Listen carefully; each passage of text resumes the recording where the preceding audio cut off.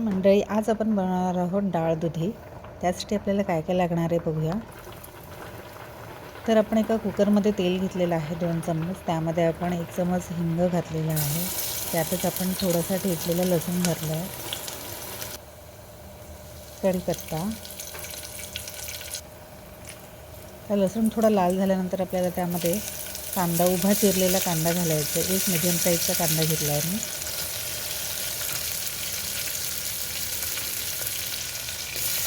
आपल्याला एक मीडियम साईजचा टोमॅटो घ्यायचा आहे.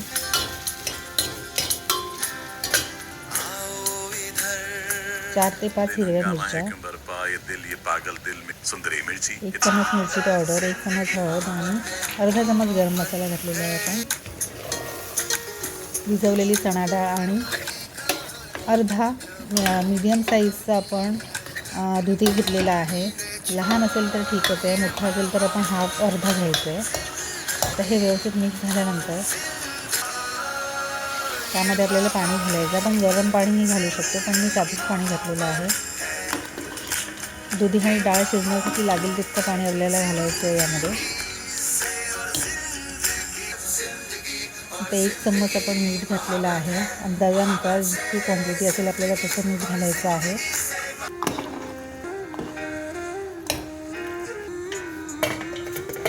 एक तेजपत्ता आपण घातलेला आहे, कारण की तेजपत्त्याने खूप चांगली चव येते आणि एक वेगळा स्पाइस असतो त्यामध्ये.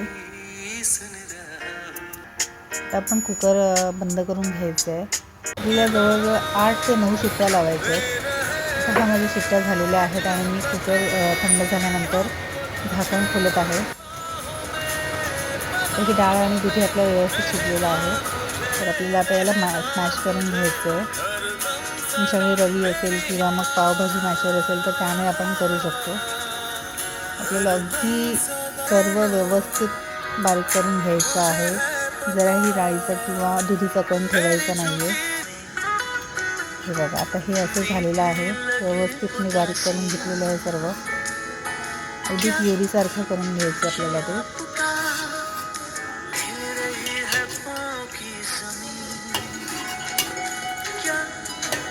आणि हे गरम असतानाच करायचं, म्हणजे ती व्यवस्थित बारीक होते.